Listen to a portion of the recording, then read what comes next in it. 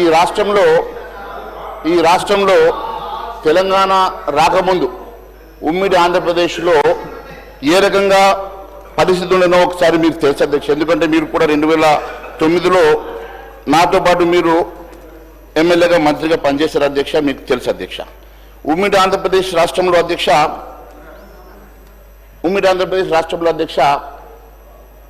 GSDP కేవలం 5 లక్షల కోట్లు మాత్రమే ఉంది అధ్యక్ష. కానీ అప్పటి ప్రభుత్వం కేవలం పొదుపుగా 19% మాత్రమే వారు దాని అప్పు తీసుకొచ్చేసి రాష్ట్రంలో ఎన్నో సంక్షేమ కార్యక్రమం నడిపించినటువంటి అంశాలు మీకు తెలుసు అధ్యక్ష.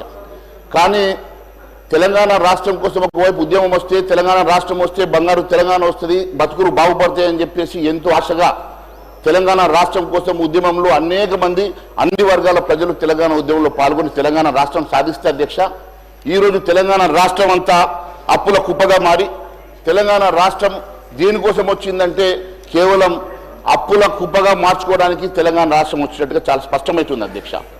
ఈరోజు గత 10 సంవత్సరాల పాలకుల తప్పిదమా లేదా గత 10 సంవత్సరాలు గత ప్రభుత్వం చేసిన తప్పిదమా, ఈ రాష్ట్రం పూర్తిగా లక్షల కోట్ల అప్పు చేసేసి ఈరోజు జిఎస్డిపి దాదాపు 16 లక్షల కోట్ల రూపాయలు జిఎస్డిపి పెరిగినప్పటికీ వారు పెరిగినటువంటి జిఎస్డిపి మీద దాదాపు 50% అప్పు తీసుకొచ్చేటువంటి దుస్థితి రాష్ట్రంకి వచ్చిందంటే మరి ఈ రాష్ట్రం ఏ దిశలో పయనించి ఈ రాష్ట్రం ఏ రకంగా మరి పూర్తిగా ఆర్థికంగా సంక్షోభంలో కూరుకుపోయిందో అర్థమవుతా ఉంది అధ్యక్ష.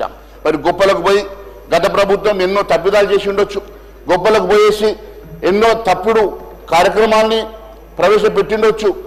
కాళేశ్వరం లాంటి, మిషన్ భగీరథ లాంటి, మిషన్ కాకతీయ లాంటి ఈరోజు ఒక బడిగుండై ఇవన్నీ కూడా ఈ రాష్ట్రంలో వైట్ ఎలిఫెంట్స్ అయ్యేటువంటి మరి ప్రోగ్రామ్స్ టేకప్ చేసి లక్షల కోట్లు దాని మీద వృధాగా ఖర్చు ఉండొచ్చు అధ్యక్ష. కానీ ఏదేమైనా వారు చేసినటువంటి లక్షల కోట్ల అప్పు వల్ల ఈ రాష్ట్రం పూర్తిగా అప్పుల పాలైనప్పటికీ ఇది తెలిసి రేవంత్ రెడ్డి గారు కూడా ఇంకా నేనేదో చేస్తాను, ఈ రాష్ట్రాన్ని పూర్తిగా నేను మరి ఒక తోలో పెడతానని చెప్పేసి వారు ఎన్నో మరి ఎన్నికల ముందు ఇచ్చినటువంటి హామీలు ఒకసారి గుర్తు చేసుకుంటే అధ్యక్ష, ఆ రోజు ఎంతో మంది అడిగింది అధ్యక్ష, నిపుణులు అడిగినారు, మరి నీకు రాష్ట్ర పరిస్థితి తెలిసినప్పటికీ కూడా నువ్వు ఇన్ని హామీలు ఎట్లా ఇస్తా ఉన్నావు, 6 గ్యారెంటీలు ఎట్లా ఇస్తావు, ఈ రకంగా 420 హామీలు ఏ రకంగా ఇస్తావు అని చెప్పి అడిగితే గత ప్రభుత్వ పాలకులు చేసినటువంటి అనేకమైనటువంటి అవినీతుల్లో లక్షల కోట్ల రూపాయల కుంభకోణాలు ఉన్నాయి. అవన్నీ కక్కించి వాటితోటే తెలంగాణ రాష్ట్రంలో 6 గ్యారెంటీలని అమలు చేస్తామని చెప్పిన ముఖ్యమంత్రి గారు ఈ రోజు మరి ఎక్కడ కూడా ప్రస్తావన చేయడం లేదు అధ్యక్ష. 14 నెలలైనా మరి ఏ ఒక్కరి మీద కేసు పెట్టలేదు, ఏ ఒక్క విచారణ పూర్తి కాలేదు, ఏ ఒక్క రూపాయి కూడా దిగువరి చేయని పరిస్థితిలో ఉందంటే మరి వారు చేసింది మరి అబద్ధము మరి హామీలా ఒకసారి తెలియజేయాల్సిన అవసరం ఉన్నదని తెలియజేస్తా ఉన్నాను అధ్యక్ష. మరి వాస్తవంగా కుంభకోణాలు జరిగినాయా, వాస్తవంగానే మరి అవన్నీ కూడా మీరు చెప్పినటువంటి ఆరోపణలన్నీ కూడా వాస్తవాలా, ఒకవేళ వాస్తవాలు అయితే దేనికోసం అని చెప్పి దాని మీద ఎంక్వైరీ జరుగుతలేవు, దేనికోసం అని చెప్పి వాటి మీద సిబిఐకి మీరు ఎంక్వైరీ కోసం ఎందుకు ఇవ్వడం లేదు, అవన్నీ ఎప్పటికి రికవరీ చేస్తారు, ఎప్పటి లోపల ఈ రాష్ట్రంలో మీరు చెప్పినట్టుగా లక్షల కోట్ల రూపాయలు రికవరీ చేసి మీరు ఎప్పటి లోపల ఈ రాష్ట్రంలో ఇచ్చిన హామీ నెరవేరుస్తారని అడుగుతా ఉన్నాను అధ్యక్ష. మంత్రి గారి ప్రసంగం మొదటి పేరాలోనే వాస్తవ విరుద్ధంగా ఉంది అధ్యక్ష. ప్రజా ప్రయోజనాలంటే పథకాల ఎత్తివేతనే నా అధ్యక్ష అని అడుగుతా ఉన్నాం అధ్యక్ష. ఎందుకంటే ఉప ముఖ్యమంత్రి గారి బడ్జెట్ లో మొదటి పేరాలోనే మరి డొల్లగా అందులో విషయం తక్కువ ఊక దుంపుడు ఎక్కువగా ఉన్నది అధ్యక్ష. ఎందుకంటే మొదటి పేరాలో వారు చెప్పినటువంటి అంశం లోపల ప్రజా ప్రయోజనాలే ధ్యేయంగా అని చెప్పారు అధ్యక్ష. అంటే ప్రజా ప్రయోజనాలు ధ్యేయం అంటే హామీలు నెరవేరడమే, హామీల కోసం నిధులు కేటాయించకపోవడమే వారు చెప్పినటువంటి ధ్యేయం అని చెప్పేసి మరి అనుమానాలు వస్తూ ఉన్నాయి అధ్యక్ష. కాంగ్రెస్ అభయాస్తం 6 గ్యారెంటీల కార్డులో పథకాలకు నిధులు కేటాయింపు లేవి. మహాలక్ష్మి మహిళలకు నెలకు 2,000 సాయం కానీ రైతు భరోసాలని 3 హామీలకు సరిపోయిన నిధులు లేవు. ఇందిరమ్మ ఇళ్లకు ఇప్పటి వరకు ఇవ్వలేదు. ఇప్పుడు కేటాయించిన నిధులు సరిపోవు. యువ వికాసం విద్యార్థులకు 5 లక్షల విద్యా భరోసా కార్డులు నిధులు లేవు. చేయూత పెన్షన్ పెంపుకు నిధులు లేవు. ఈ గ్యారంటీ కార్డుల హామీలు కాకుండా ఇంకా నిరుద్యోగ భృతి, 10 పంటలకు బోనస్, అంబేద్కర్ అభయాస్తం వంటి పథకాలు వరుసలో రెండో బడ్జెట్ లో కూడా నిధులు కేటాయించకపోవడం ఇదంతా చూస్తుంటే ఇది మోసపూరిత బడ్జెట్, మరి ప్రజల్ని మోసం చేయడం కాదని చెప్పి మేము ప్రశ్నిస్తున్నాం అధ్యక్ష. ప్రభుత్వ పథకాలకు మంగళం పాడాలనుకుంటా ఉన్నారు. ఎందుకంటే మంగళవారం ఎప్పుడు వస్తానో ఎదురు చూసేటువంటి భట్టి గారు ఎప్పుడు మంగళవారం వస్తే ఆ రోజు మరి బాండ్లను అమ్ముకోవడానికి చేసేటువంటి మరి ఆలోచన ఇచ్చినటువంటి పథకాల విషయంలో ఎందుకు వారు ఆలోచన చేయడం లేదని చెప్పి మాత్రం మేము ప్రశ్నిస్తున్నాం అధ్యక్ష. మరి అదే రెండో అంశంలో అధ్యక్ష పారదర్శకత, జవాబుదారీతనం అంటే అప్పుల వివరాలు వెల్లడించకపోవడమేనా అధ్యక్ష? ఇదేనా మీ జవాబుదారీతనం అంటే? మీరు చాలా స్పష్టంగా మీరు ఇచ్చినటువంటి బడ్జెట్లో చెప్పారు మా ప్రభుత్వం జవాబుదారీతనం అని. బడ్జెట్ ప్రసంగంలో మొదటి పేరాలో రెండో పదమే పారదర్శకత, జవాబుదారీతనం అని చెప్పారు. అంటే అప్పులు ఎంత మేరకు చేశారు, వేటి కోసం చేశారు, బడ్జెట్ అప్పులు ఎన్ని, బడ్జెటేతర అప్పులు ఎన్ని, మరి కార్పొరేషన్ ద్వారా ఎన్ని వడ్డీలు తెచ్చారు, ఎన్ని అప్పులు తెచ్చారు, ఎంత వడ్డీకి తెచ్చారన్న అంశాలు ఎక్కడ మీరు చెప్పకపోవడం చాలా బాధాకరంగా ఉంది అధ్యక్ష. అంతేకాదు అధ్యక్ష, జవాబుదారీతనం అంటే నిధులు ఏ రకంగా సమకూరుస్తారు, ప్రభుత్వం భూముల్ని, యూనివర్సిటీ భూముల్ని అమ్మడం ద్వారా ప్రజలచే లిక్కర్ని మరింత తాగించడం ద్వారా, లేకుంటే లిక్కర్, పెట్రోల్, డీజిల్ అమ్మకాలపై సేల్స్ ట్యాక్స్ పెంచడం ద్వారా ఏ రకంగా నిధులు సమకూరుస్తారో ప్రజానీకానికి చెప్పాల్సిన అవసరం ఉందని చెప్పి తెలియజేస్తా ఉన్నా అధ్యక్ష. రెవెన్యూ వ్యయంలో మూలధనం వ్యయం 16% అంటే బడ్జెట్ సమపాలన ఎట్లయితుంది అధ్యక్ష? బడ్జెట్లో చాలా స్పష్టంగా సమతుల్యం ఏర్పాటు చేస్తాం, మరి సమపాలన చెప్పారు కదా అధ్యక్ష. ఈరోజు రెవెన్యూ వ్యయంలో 2,26,982 కోట్లు చూపిస్తా ఉన్నారు. మూలధన వ్యయం అంటే క్యాపిటల్ ఎక్స్పెండిచర్ అధ్యక్ష 36,504 కోట్లే చూపిస్తా ఉన్నారు. అంటే కనీసం మొత్తం బడ్జెట్లో 12% అయితే మూలధనం, మీరు చెప్పినటువంటి రెవెన్యూ ఎక్స్పెండిచర్లో ఇది 16%. మరి 16% కూడా మీరు కేటాయించకుండా సమతుల్యం అంటా ఉన్నారు. ఏ రకంగా సమతుల్యం అవుతుందో మీరు ప్రజానీకానికి చెప్పాల్సిన అవసరం ఉంది అధ్యక్ష. ఈ సభకు కూడా చెప్పాల్సిన అవసరం ఉంది అధ్యక్ష. అరకొర ప్రణాళిక వ్యయాన్ని కేటాయింపులు చేసి సంక్షేమంలో సమతుల్యం అని చెప్పి, సమానంగా అభివృద్ధి అని చెప్పి మీరు తప్పుడు మరి రకంగా ఈరోజు పేర్కొనడం చాలా బాధాకరంగా ఉంది అధ్యక్ష. కేవలం ఇది అబద్ధాల బడ్జెట్గా, అన్ని అబద్ధాలతో నింపినటువంటి బడ్జెట్గానే ఇది ప్రసంగం పూర్తిగా నడిచింది తప్ప ఎక్కడ కూడా సమతుల్యం లేదు అధ్యక్ష అని చెప్పి నేను తెలియజేస్తా ఉన్నాను అధ్యక్ష. అంతేకాకుండా అరకొర నిధులతో అభివృద్ధి ఎలా అవుతుందో ఒకసారి మరి సభకు తెలియాల్సిన అవసరం ఉంది అధ్యక్ష. ఎందుకంటే మీరు కేవలం మూలధనం క్యాపిటల్ ఎక్స్పెండిచర్కి 36,000 కోట్లు కేటాయించి అభివృద్ధి చేస్తామంటే ఏ రకంగా అభివృద్ధి చేస్తారో, మరి నిజంగా కూడా మీరు చెప్పినట్టుగా మరి ఇంత రెవెన్యూ వస్తుందా అంటే, మీరు గత బడ్జెట్ ఒకసారి 2023-24 తీసుకున్నా, 24-25 తీసుకున్నా మరి ఏ రకంగా తగ్గిందో మీకు తెలుసు. 30,000 కోట్లు ఈసారి 60,000 కోట్లు గతంలో తగ్గినప్పుడు మీరు ఏ రకంగా మరి మూలధనాన్ని కూడా మరి క్యాపిటల్ ఎక్స్పెండిచర్ని కూడా స్పెండ్ చేస్తారో మరి సభకు తెలియజేయాల్సిన అవసరం ఉంది అధ్యక్ష. ఏ రాష్ట్రంలో అయినా అభివృద్ధి, సంక్షేమం సమపాలనలు ఉంటేనే సమగ్ర ప్రగతి సాధ్యమవుతుంది అధ్యక్ష. అందుకే బ్యాలెన్స్ బడ్జెట్ అంటే రెవెన్యూ వ్యయం, మూలధన వ్యయం సమానంగా ఉండాలి. కానీ ఇక్కడ సమానత్వం లేకుండా 16% మాత్రమే మీరు క్యాపిటల్ ఎక్స్పెండిచర్ పెట్టి ఈ రకంగా మీరు మోసం చేయడం కాదని చెప్పి నేను తెలియజేస్తా ఉన్నాను అధ్యక్ష. ఈ రకంగా ఎట్లా ఉందంటే, గత బీఆర్ఎస్ పాలనలో రాష్ట్రం అధోగతి పాలైంది కాబట్టి మేము కూడా అదే బాటలో నడుస్తాం, రాజుగారి గుర్రం రాను రాను గాడిదైంది అన్నట్టుగా ఉన్నది అధ్యక్ష మీ పరిస్థితి. ఇంకా సంక్షోభంలో తీసుకెళ్లే ప్రయత్నం చేస్తా ఉన్నారు. గతంలో ఉన్నటువంటి అప్పులను ఇంకా అప్పుల కుప్పగా మార్చి సంక్షోభం దిశగా ఈ రాష్ట్రాన్ని తీసుకెళ్లే దిశగా మీరు వెళ్తా ఉన్నారు. ఎందుకంటే మీరు గత 15 నెలల్లో మీరు తీసుకొచ్చినటువంటి అప్పులు మన ముఖ్యమంత్రి గారు చెప్పారు 1,58,000 కోట్లని. మరి మొన్న మంగళవారం రోజు మళ్ళీ 5,000 కోట్లు తెచ్చినట్టుగా మరి మాకు సమాచారం ఉన్నది. అంటే 1,63,000 కోట్ల అప్పు తీసుకొచ్చారంటే మరి ఏ రకంగా మీరు ఈ రాష్ట్రాన్ని ముందుకు తీసుకెళ్తా ఉన్నారో, ఏ రకంగా ఈ రాష్ట్రాన్ని మరి రాను రాను బీఆర్ఎస్ బాటలో నడుపుతా ఉన్నారో చాలా మరి స్పష్టంగా తెలియపరుస్తూ ఉన్నది అధ్యక్ష. రాష్ట్రంలో అంతేకాదు అధ్యక్ష, అన్నిటికన్నా మొన్నటికి మొన్న కేటాయింపులు మూలధనం వ్యయం అధ్యక్ష ఇట్ ఈస్ ఆల్ టైమ్ లో ఈజ్ 11.5%. 24-25 మొత్తం బడ్జెట్లో మూలధన వ్యయం కేటాయింపులు కేవలం 11.5%. అంటే మీరు క్యాపిటల్ ఎక్స్పెండిచర్ తగ్గించుకుంటూ మీరు రెవెన్యూ ఎక్స్పెండిచర్ పెంచుకుంటూ పోవడం అనేది ఇది ఏ రకంగా సమతుల్యం అవుతుందో తెలియాల్సిన అవసరం ఉంది అధ్యక్ష. అభివృద్ధి, సంక్షేమం, సుపరిపాలన అంటూ సూక్తి ముక్తి వాళ్ళు చేసినారు కదా, ఎన్నో రకంగా చెప్పుకోగలిగినారు కదా. అసలు మీ సూక్తి ముక్తావళి చూస్తూ ఉంటే ఇది అభివృద్ధి, సంక్షేమం కాదు, కేవలం కమిషన్ల ప్రభుత్వంగా ముందుకు నడుస్తూ ఉంది అధ్యక్ష. ఇది చాలా బాధాకరంగా ఉంది అధ్యక్ష. బడ్జెట్ ప్రసంగంలో మొదటి పేరాలోనే సుపరిపాలన గత పరుగులు పెడుతోందని చెప్పేసి ఆ తర్వాత 5వ పేరా వరకు అంతా సాంప్రదాయాన్ని, సుప్పిని, శుద్ధ పూసిన అన్నట్టుగా సూక్తి ముక్తావళి వెల్లడించారు కదా అధ్యక్ష. ఎక్కడ ఇవన్నీ కూడా మీరు చెప్పినట్టుగా వాస్తవాలు ఉన్నాయో మరి ప్రజానికని తెలియాల్సిన అవసరం ఉంది అధ్యక్ష. మరి ప్రజా దర్బార్ ఎక్కడున్నది? ప్రజా దర్బార్ నిర్వహిస్తామని చెప్పి గొప్పలు చెప్పినటువంటి ఈ ప్రభుత్వం ప్రజా దర్బార్ని పూర్తిగా మూసేసుకున్నారు అధ్యక్ష.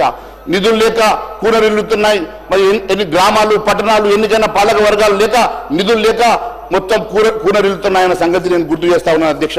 సంక్షేమం లేక పేదలు ఇబ్బంది పడతా ఉన్నారు. ఉద్యోగ ఖాళీలు భర్తీ లేదు, ఇచ్చిన హామీలు అమలు చేయడం లేదు. మరి ఇటీవల సాక్షాత్తు సెక్రటేరియట్ సాక్షిగా 100 మంది పైగా కాంట్రాక్టర్లు వచ్చేసి అక్కడ ధర్నా చేసే పరిస్థితి వచ్చిందంటే గతంలో ఎన్నడూ చూడనటువంటి పరిస్థితి. ఈ రోజు కాంట్రాక్టర్లు సైతం సెక్రటేరియట్కు పోయేసి 20% అని చెప్పి నినాదాలు ఇచ్చేటువంటి దుస్థితిలో ఈ రాష్ట్ర ప్రభుత్వం ఉన్నదంటే ఏ పరిస్థితికి పాలన సాగుతూ ఉన్నదో ఒక్కసారి నేను గుర్తు చేయదలుచుకున్నాను అధ్యక్ష. అంతేకాదు అధ్యక్ష, ఇప్పటి వరకు 25 లోపల చెల్లించకుంటే అసెంబ్లీని ముట్టడి చేస్తామని చెప్పి కాంట్రాక్టర్లు చిన్న కాంట్రాక్టర్ కూడా హెచ్చరించే పరిస్థితికి రాష్ట్ర ప్రభుత్వం ఉందంటే చాలా బాధాకరంగా ఉంది అధ్యక్ష. తెలంగాణ నమూనా అంటే దేంట్లో నమూనానో అర్థం కావడం లేదు అధ్యక్ష. హామీల ఎగవేతల నమూనానా, లేకుంటే మరి కబ్జాలలో, మరి లేకుంటే హైడ్రా పేరు మీద కూల్చివేతల్లో మీరు నమూనానా, దేంట్లో నమూనానో తెలియాల్సిన అవసరం ఉంది అధ్యక్ష. బడ్జెట్ ప్రసంగంలో 5వ పేర అభివృద్ధి, సంక్షేమం, సుపరిపాలన అనేటువంటి 3 అంశాలతో తెలంగాణ నమూనా అని చెప్పి ఇది దేశానికి ఆదర్శంగా నిలుస్తాయని చెప్పారు కదా. సంక్షేమం అంటే ఇచ్చిన హామీల ఎగవేత, అభివృద్ధి అంటే లంక బిందెల విజన్, ఇక సుపరిపాలన అంటే 20% కమిషన్ తప్ప ఇంకోటి కనబడతలేదు అధ్యక్ష. కాంగ్రెస్ మేనిఫెస్టోలో లేనటువంటి ఫ్యూచర్ సిటీని ముందుకు తీసుకొస్తా ఉన్నారు. ఫ్యూచర్ సిటీ మూసి బుస్తాబు లాంటి రద్దన ఫార్మసీ ఉన్న చోట మరో ఫార్మసీ క్లస్టర్ని రూపొందించి మరి ఈ రకంగా అసలు అభివృద్ధి కంటే పాలకులు కేవలం మేనిఫెస్టోలో లేనటువంటి అంశాలను లేవనెత్తి లంక బిందెల కోసం మరి వెతుకులాడుతున్నట్టుగానే ఉన్నది తప్ప ఇది ఎక్కడ కూడా మీ ఇచ్చినటువంటి మేనిఫెస్టో హామీల అంశంలో ఎక్కడ కూడా మీ మోడల్ కనబడతలేదు అధ్యక్ష. అంతేకాదు అధ్యక్ష, భూసేకరణ పేరు మీద పేద రైతుల్ని మరి గిరిజన రైతుల్ని భయభ్రాంతులు చేసి వారి భూముల్ని కబ్జా చేయడానికి ఉన్నటువంటి శ్రద్ధ ఈ రాష్ట్రంలో మీరు ఇచ్చినటువంటి హామీల మీద లేకపోవడం చాలా బాధాకరంగా ఉంది అధ్యక్ష. అంతేకాదు అధ్యక్ష, ఈరోజు బడ్జెట్ ప్రసంగం 6వ పారాగ్రాఫ్లో తెలంగాణ రైజింగ్ 2050 అనే ప్రణాళికతో ఆర్థిక వ్యవస్థను ముందుకు పోతుందని చెప్పుకున్నారు అధ్యక్ష. నేను ఒకటి అడుగుతా ఉన్నాను, బీఆర్ఎస్ పాలనలు ఇట్లనే బంగారు తెలంగాణను ఊరించారు. అది నినాదం పుట్టి డొల్లాని బంగారు అంతా కూడా కేసీఆర్ కుటుంబానికి చేరిందని ప్రజలు గమనించి ఆ ప్రభుత్వాన్ని ఓడగొడితే ఈ ప్రభుత్వం వచ్చేసి ఈరోజు రైజింగ్ అంటా ఉన్నారు అధ్యక్ష. రైజింగ్ కేవలం ఆ 4 మంత్రులకే రైజింగ్ ఉన్నది, కేవలం క్యాబినెట్లో ఉన్న వారికి రైజింగ్ కనబడతా ఉంది. కానీ ఇక్కడ ఉన్నటువంటి పేద ప్రజలకు అంతా కూడా ఇది ఫాలింగ్ లానే కనబడతా ఉంది అధ్యక్ష. ఇది ఎక్కడ కూడా అభివృద్ధి అనేది నోచుకోలేని, రైజింగ్ అనేది కనబడని, కేవలం వారి క్యాబినెట్లోనే రైజింగ్ కనబడతా ఉంది తప్ప పేద ప్రజానికానికి కాదని చెప్పి నేను తెలియజేస్తా ఉన్నాను అధ్యక్ష. అంతేకాదు అధ్యక్ష, 15 నెలల్లో 1,63,000 కోట్ల అప్పు చేసి ఏ రకంగా రైజింగ్ అని చెప్పేసి మీరు చెప్పుకుంటున్నారో అది తెలియజేయాల్సినటువంటి అవసరం ఉంది అధ్యక్ష.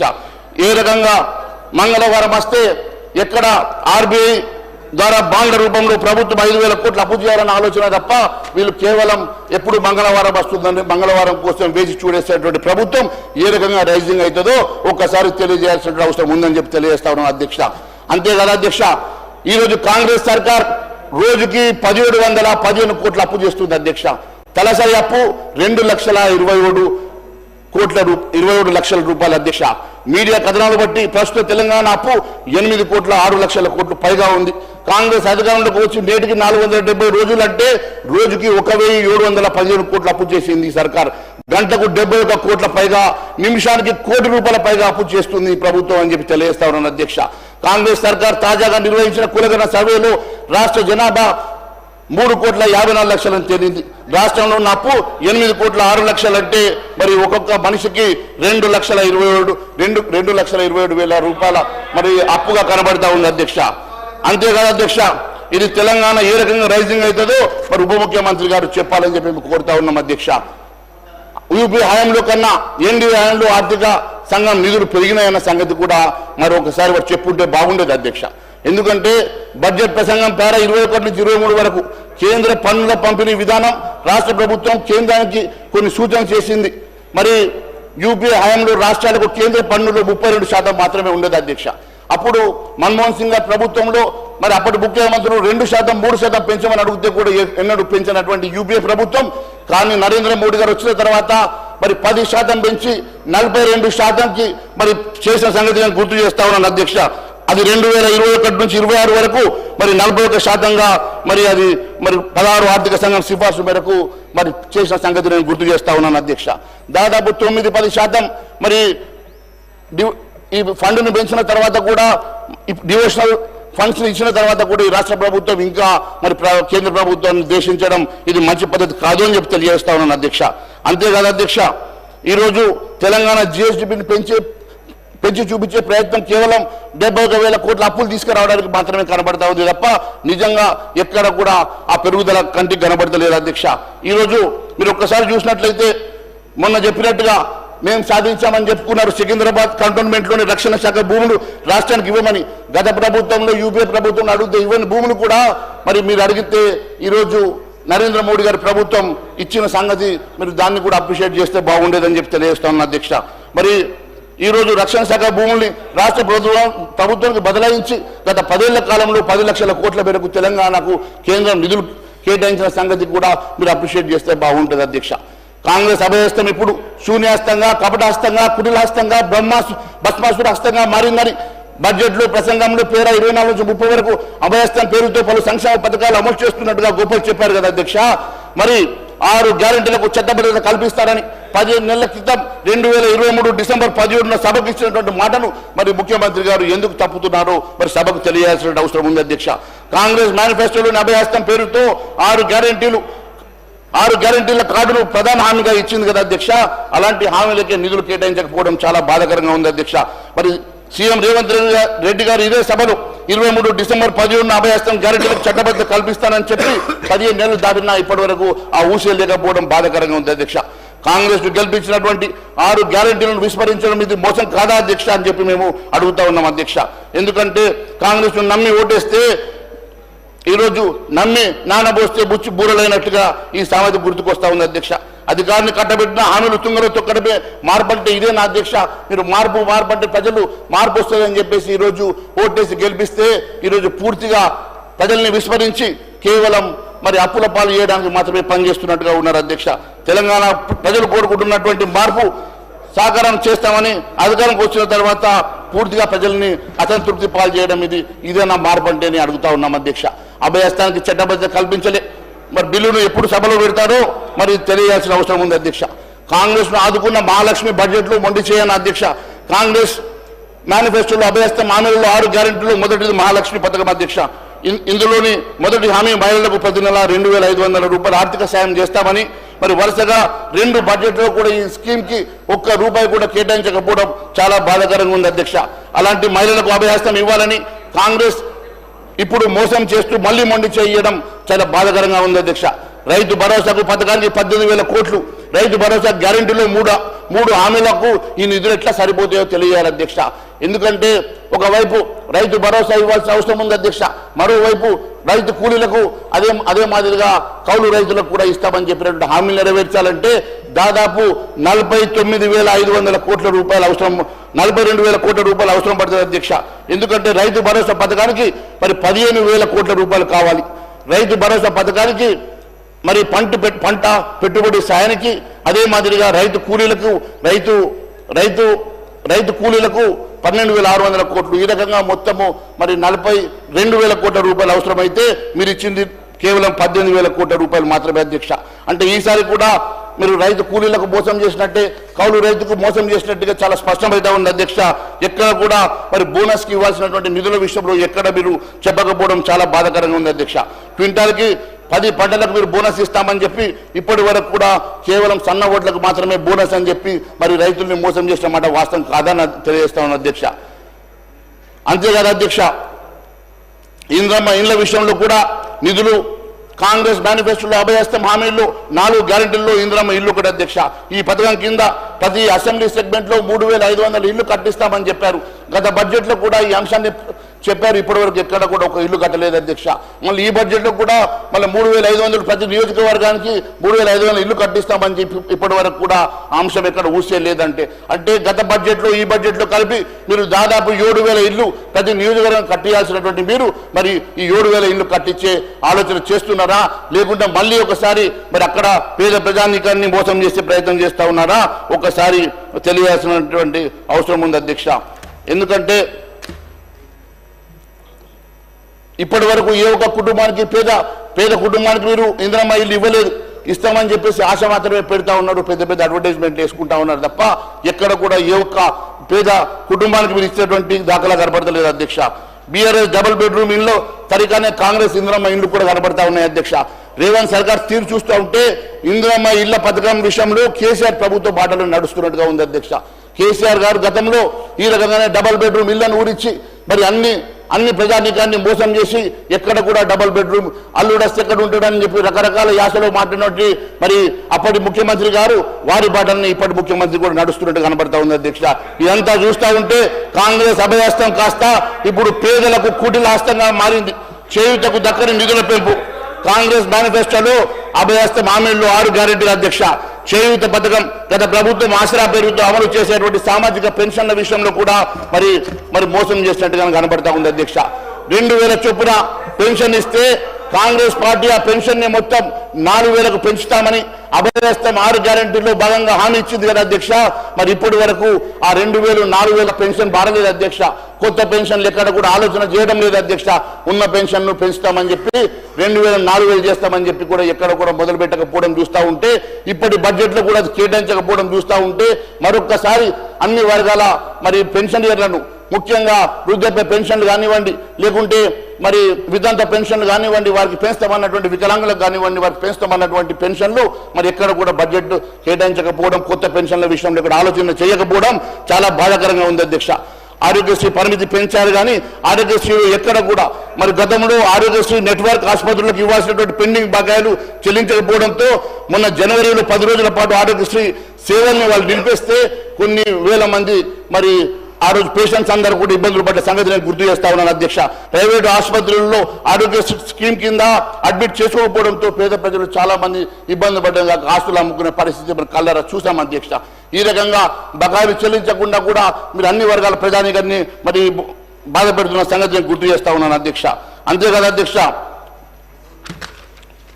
బడ్జెట్ ప్రసంగం పేరా 31 నుంచి 38 వరకు వ్యవసాయ రంగంలో వివిధ అంశాలపై ప్రభుత్వం దృష్టి పెట్టినట్టు చెప్పుకుంది. రైతుల రుణమాఫీ చేసినట్టుగా మరి కలలు కంటా ఉన్నారు తప్ప కేవలం ఇప్పటి వరకు ఇంకా 40% మందికి ఇప్పటి వరకు అది పూర్తిగా రుణమాఫీ జరగలేదన్న సంగతి వారికి తెలుసు అధ్యక్ష. ఎందుకంటే వారి వ్యవసాయ శాఖ మంత్రి గారు ప్రకటన చేశారు అధ్యక్ష, ఇంకా 10,000 కోట్లు అవసరం పడుతుందని చెప్పేసి. మొదటిసారి మరి ఆ రోజు ఎస్ఎల్బిసి మీటింగ్లో మరి ఆ రోజు వాళ్ళు చెప్పింది 49,500 కోట్లు కావాలని. దాని తర్వాత లేదు 42,000 కోట్లు సరిపోతుందని స్వయం ముఖ్యమంత్రి గారు చెప్పారు. దాన్ని 26 కోట్లు అన్నారు. ఇప్పుడు 20,000 కోట్లు ఇచ్చి చేదులుపుకొని 20,000 కోట్ల రూపాయలతో ఏ రకంగా మరి పూర్తిగా రుణమాఫీ జరిగిందో వారు చెప్పాలి అధ్యక్ష. మరి వెళ్దామంటే ఎక్కడికి వెళ్దామో చెప్పమనండి, వారు చెప్పిన చోటుకే వెళ్దాం, మరి అక్కడనే తెలుసుకుందాం, రైతులందరినీ పిలిచి అడుగుదాం ఎంతమంది రైతులకు రుణమాఫీ జరిగింది, ఇంకా ఎంతమందికి రుణమాఫీ జరగలేదో తెలుసుకుందాం అధ్యక్ష. కేవలం మాటల గారెడితోటి ఈరోజు మీరు ప్రసంగంలో మీరు కేవలం చోటు చేసుకున్నటువంటి ప్రయత్నం చేస్తూ ఉన్నారు తప్ప ఎక్కడ కూడా మీరు ఇచ్చినటువంటి హామీలు నెరవేర్చలేదు అధ్యక్ష. ఇచ్చిన రుణమాఫీ అంశంలో కూడా దేవుళ్ళ మీద ఒట్లు పెట్టి ఒకవైపు దేవుళ్ళను మోసం చేసి ప్రజల మీద అందరినీ మోసం చేసి రైతుల్ని మోసం చేసి ఈ రోజు మీరు చెప్పినట్టుగా ఎక్కడ కూడా రుణమాఫీ జరగకపోవడం చాలా బాధాకరంగా ఉంది అధ్యక్ష. అంతేకాదు అధ్యక్ష, ఈరోజు మరి దాదాపు ప్రభుత్వం 4 విడతల్లో 25,30,000 మంది రైతులకు 20,616 కోట్లు మాత్రమే రుణమాఫీ చేసింది అధ్యక్ష. ఈ లెక్కన ఇంకా 16.65 లక్షల మంది రైతులకు గాను 10,384 కోట్ల రూపాయలు రుణమాఫీ చేయాల్సి ఉందని చెప్పి స్వయాన మంత్రి గారు చెప్పడం, 1,00,000 మంది రైతులకు మరి 1,000 కోట్ల రూపాయలు పెండింగ్ ఉండగా రుణమాఫీ పూర్తయినట్టుగా ఎలా అవుతుందో ఒకసారి సభకు తెలియాల్సిన అవసరం ఉంది అధ్యక్ష. అంతేకాదు అధ్యక్ష, రైతులకు మాఫీ చేసిన మొత్తం 29,000 కోట్లు మేరకు కోత విధించినటువంటి కటింగ్ మాస్టర్గా మరి మీరు చరిత్రలో మిగిలిపోతారు అధ్యక్ష. గత టర్మ్లో 1,00,000 లోపు రుణమాఫీ చేస్తేనే 19,000 కోట్లు అయితే ఈరోజు 2 లక్షల రుణమాఫీ కేవలం 20,000 కోట్లలో ఏ రకంగా అయిందో మీరే ఒకసారి ఆలోచన చేయాల్సిందిగా మేము తెలియజేస్తా ఉన్నాం అధ్యక్ష. అదే మాదిరిగా ఖరీఫ్ సీజన్లో రైతు భరోసా ఎగ్గొట్టి అవే నిధుల్ని మళ్లించి రుణమాఫీ చేసినామని చెప్పి చెప్తా ఉన్నారు కదా అధ్యక్ష. మరి గత ఖరీఫ్ కానీ దాని తర్వాత వచ్చినటువంటి రబీ కానీ మరి అంతకుముందు మీరు ఇస్తామన్నటువంటి మరి అడిషనల్గా మీరు ఇస్తామని 5,000 రూపాయలు అవన్నీ తీసుకుంటే మరి అవన్నీ లెక్క కట్టి ప్రతి ఎకరాకి మీరు రైతులకు ఇస్తారా ఒకసారి సభకు తెలియజేయాలి. దానికోసం ఎన్ని నిధులు కేటాయించారో ఒకసారి సభకు తెలియజేయాలి అధ్యక్ష. ఈ రకంగా కేవలం మాటల గారడి చేసేటువంటి ఈ బడ్జెట్లో కనబడతా ఉంది. కానీ ఎక్కడ కూడా మీరు ఇస్తామన్నటువంటి, ఎక్కడ కూడా మీరు మేనిఫెస్టోలో పెట్టినటువంటి అంశాలను ఎక్కడ కూడా మీరు మాట్లాడకపోవడం చాలా బాధాకరంగా ఉంది అధ్యక్ష. ఇదంతా కూడా కేవలం రైతన్నలను మోసం చేసే బడ్జెట్ గానే ఉందని చెప్పి తెలియజేస్తా ఉన్నాను అధ్యక్ష. అంతేకాదు అధ్యక్ష, సీఎం రేవంత్ రెడ్డి గారు లోక్సభ ఎన్నికల సందర్భంగా ఏప్రిల్ 21 భువనగిరి ప్రాంతంలో జరిగిన ప్రచార సభలో 50,000 కోట్లతోటి మూసీ ప్రక్షాళన చేపడతామని చెప్పారు. ఆ తర్వాత జూన్ 14న కార్యక్రమంలో పాల్గొన్నప్పుడు జూబెల్లి కృష్ణారావు గారు మాట్లాడుతూ 71,000 కోట్లతో మూసీని ప్రక్షాళన చేస్తామన్నారు. తాజాగా షేర్లింగంపల్లిలో మాట్లాడుతూ 5,00,000 లక్షల కోట్లతో మూసీ మరి ఖర్చు పెట్టి మూసీని ప్రక్షాళన చేస్తామంటా ఉన్నారు. పొందలేనటువంటి మాటలతోటి నిజంగా వీటికి డిపిఆర్ రెడీ అయిందా, ఏ రకంగా ఇది మరి అంచనాలు పెరుగుతూ ఉన్నాయో సభకు తెలియాల్సిన అవసరం ఉంది అధ్యక్ష. లక్షల కోట్లు ఎందుకంటే గతంలో వాళ్ళు కాళేశ్వరమో కాకతీయనో భగీరథనో వాళ్ళు చేసుకున్నట్టు మేము కూడా ఏటీఎం చేసుకోవడానికి మేము కూడా ఈ రకమైనటువంటి ప్రణాళికలు పెంచుకొని వ్యయం పెంచుకొని మేము కూడా ఒక ప్యాకేజీని చేసుకొని మా ఆస్థాన గుత్తగాల జేబులు నింపడానికి మాత్రమే చేస్తున్నారా? దేనికోసం ఈ అంచనాలు ఈ రకంగా పెరుగుతూ ఉన్నాయో, దేనికోసం ఇదంతా అవుతా ఉన్నదో ఒకసారి తెలియాల్సినటువంటి అవసరం ఉంది అధ్యక్ష. అంతేకాదు అధ్యక్ష, ఈరోజు 1 కోటి మంది పైగా రైతాంగానికి మోసం చేశాడు అధ్యక్ష. ఇప్పుడు కౌలు రైతులు కూడా రైతు భరోసా ఇస్తామని ఎన్నికల మేనిఫెస్టోలో ఘనంగా మాటిచ్చిన సంగతి నేను గుర్తు చేస్తా ఉన్నాను అధ్యక్ష. ఎందుకంటే తెలంగాణ ప్రాంతంలో అత్యధికంగా మరి ఆత్మహత్య చేసుకున్నటువంటి రైతుల్లో కౌలు రైతులు ఎక్కువగా ఉంటారు అధ్యక్ష. ఎందుకంటే వారికి భూమి ఉండదు, వారు కౌలు రైతులు మరి యజమాని దగ్గర తీసుకున్నటువంటి కౌలు రైతులు వ్యవసాయం చేసుకుంటే పంట నష్టం జరిగినప్పుడు వారు పూర్తిగా దివాలా తీసినట్టుగా వారందరూ కూడా ఆత్మహత్యలు చేసుకుంటే అత్యధికంగా ఈ రాష్ట్రంలో ఆత్మహత్య చేసుకునేటువంటి రైతులు కౌలు రైతులే. కాబట్టి వారిని ఆదుకుంటామని గొప్పలు చెప్పినటువంటి ఈ ప్రభుత్వం ఇప్పటి వరకు ఆ ఔషధం లేదు అధ్యక్ష. గతంలో మరి మన వ్యవసాయ శాఖ మంత్రి గారు ఢిల్లీ నుంచి వారు వెళ్ళి యజమానితో మాట్లాడుకోవాలని చెప్తారు అధ్యక్ష. మరి ఏ రకంగా యజమానితో మాట్లాడుకుంటారు అధ్యక్ష? యజమానులు వెళ్ళి మరి కౌలు రైతు వెళ్ళి యజమానికి వెళ్ళి మీకు వచ్చిన రైతు భరోసా మాకు ఇవ్వమంటే ఇస్తారా అధ్యక్ష? దేనికోసం ఈ లింక్ పెట్టారో తెలియజేయాల్సిన అవసరం ఉంది అధ్యక్ష. మేనిఫెస్టోలో గొప్పలు చెప్పుకొని కౌలు రైతులకు మేము భరోసా ఇస్తున్నాం, కూలీలకు కూడా మేము భరోసా ఇస్తున్నాం అని చెప్పి ఇప్పటి వరకు వారి గురించి మరి ఆలోచన చేయనటువంటి ప్రభుత్వం, వారికి నిధులు కేటాయించకుండా మోసం చేసిన ఈ ప్రభుత్వం తప్పక క్షమాపణ చెప్పాల్సిందని చెప్పి తెలియజేస్తా ఉన్నాం అధ్యక్ష. ఎందుకంటే 15 లక్షల మంది కౌలు రైతులు మీరు దగా చేస్తున్నట్టుగానే కనబడతా ఉంది అధ్యక్ష. అంతేకాదు అధ్యక్ష, రైతు డిక్లరేషన్లో మీరు ఇచ్చినటువంటి మాట తప్పడం, ఆ రోజు మీ స్వయంగా మీ రాహుల్ గాంధీ గారు వచ్చి మాట ఇవ్వడంతో మరి రాహుల్ గాంధీ గారు కూడా మాట తప్పినట్టుగానే మేము భావిస్తాం అధ్యక్ష. 10 పంటలకు బోనస్ హామీ మరి ఉట్టి మాటేనా అని చెప్పి మేము అడుగుతా ఉన్నాం అధ్యక్ష. 10 పంటలకు బోనస్ ఇస్తామని చెప్పి కేవలం ఈరోజు వరి సన్నాలకు మాత్రమే బోనస్ ఇస్తామని చెప్పడం, మరి గతంలో మీరు ఇచ్చినటువంటి దొడ్డు బియ్యానికి కానీ, గతంలో మీరు చెప్పినటువంటి మరి జొన్నలకు కానీ మక్కలకు కానీ, మరి మీరు ఇస్తున్నటువంటి పత్తికి కానీ, మీరు ఇచ్చినటువంటి అనేకమైనటువంటి కందులకు కానీ, మీరు ఇచ్చినటువంటి అనేకమైనటువంటి 10 పంటలకు మీరు బోనస్ అని చెప్పి వాటి కోసం ఈరోజు నిధులు కేటాయించకపోవడం ఇది చాలా బాధాకరం అధ్యక్ష.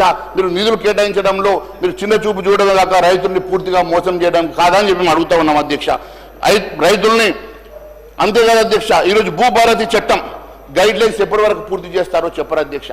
ఎందుకంటే గతంలో మేము ఈ భూభారతి మీద మాట్లాడినప్పుడు మరి స్వయంగా మంత్రి శ్రీనివాస్ రెడ్డి గారు లేచి దీనికి మరి ఆ రోజు ఫోరెన్సిక్ ఆడిట్ చేస్తామని చెప్పారు అధ్యక్ష. ఇప్పటి వరకు ఆ అంశం మీద ఎక్కడ కూడా మాట్లాడలేదు అధ్యక్ష. ఎందుకంటే అధ్యక్ష, బడ్జెట్ ప్రసంగం పారా 42, 43లో భూభారతి గురించి ప్రస్తావించారు అధ్యక్ష. చరిత్రాత్మకంగా సంస్కరణ చెప్పుకున్నారు అధ్యక్ష. మరి అసెంబ్లీలో భూభారతి బిల్లు ఆమోదం పొంది 3 నెలలు అవుతుంది కదా అధ్యక్ష. భూభారతి చట్టాన్ని గవర్నర్ ఆమోదం కూడా తెలిపారు కదా అధ్యక్ష. మరి ఇప్పుడు భూభారతి మార్గదర్శకాలను రాష్ట్ర ప్రభుత్వం ఎందుకని విడుదల చేయడం లేదు? ధరణి పోర్టల్లో జరిగిన అవకతవకలు నిగ్గు తేల్చేందుకు ఫోరెన్సిక్ ఆడిట్ నిర్వహిస్తామని చెప్పి హామీ ఇచ్చి ఎందుకోసం అది మరి దాని గురించి బట్టబయలు చేయడం లేదు అధ్యక్ష. ఎందుకంటే అధ్యక్ష, 22A భూముల గుట్టు ఎప్పుడు బయట పెడతారు? ఎందుకంటే స్వయంగా మంత్రి గారే చెప్పారు, రెవెన్యూ మంత్రి పొంగులేటి శ్రీనివాస్ రెడ్డి గారే చెప్పారు. గత డిసెంబర్ జరిగినటువంటి అసెంబ్లీ సెషన్స్ లో ఉప ముఖ్యమంత్రి బట్టి విక్రమార్క గారు మరియు రెవెన్యూ మంత్రి పొంగులేటి శ్రీనివాస్ రెడ్డి గారు మాట్లాడుతూ సుమారు 25,000 ఎకరాలు చేతులు మారాయి.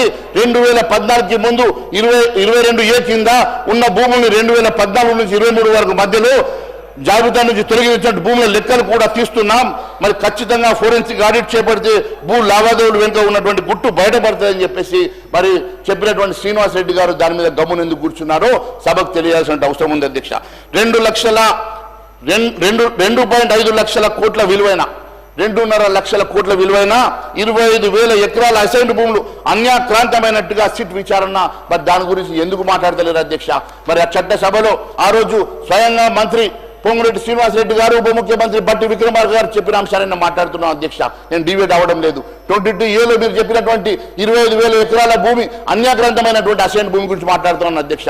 అదిగాక ఫారెస్ట్ భూముల సంగతి ఏంది, అది కాకుండా అనేకమైనటువంటి మరి కొన్ని లక్షల కోట్ల రూపాయలు విలువైనటువంటి భూముల సంగతి కూడా అడుగుతా ఉన్నాను అధ్యక్ష. లక్షల కోట్ల రూపాయలు విలువైనటువంటి భూములు అన్యాక్రాంతమై మరి అవన్నీ కూడా ధరణిలో మీరు మటుమాయం చేసింది గత ప్రభుత్వం. లక్షల కోట్లు దోచుకున్నారు. ఆ భూమి అంతా కూడా దోచుకున్నటువంటి సొమ్ముని మరి కక్కిస్తా, వాటితోటి 6 గ్యారెంటీలు పూర్తి చేస్తామని చెప్పిన ముఖ్యమంత్రి గారు ఇప్పటి వరకు ధరణిలో జరిగినటువంటి మరి ఆ మిస్అప్రాపరేషన్ ఎందుకు బయట పెడతలేరో తెలియజేయాల్సిన అవసరం ఉంది అధ్యక్ష.